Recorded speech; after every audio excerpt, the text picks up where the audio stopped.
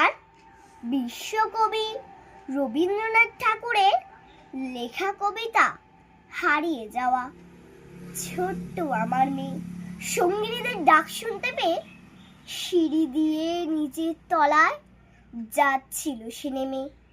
অন্ধকারে ভয়ে ভয়ে থেমে থেমে হাতে ছিল প্রদীপ খানি, আঁচল দিয়ে আড়াল করে চলছিল সাবধানী।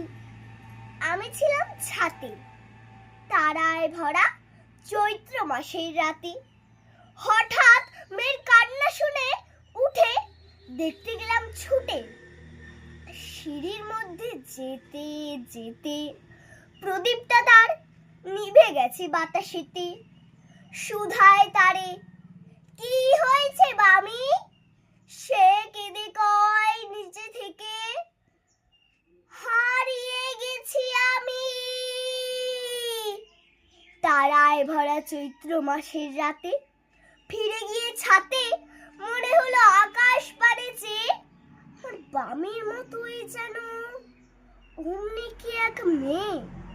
নীলাম্বরের আঁচলখানি ঘিরে দীপ সে কাটি বাঁচে, একা চলছে ধীরে ধীরে।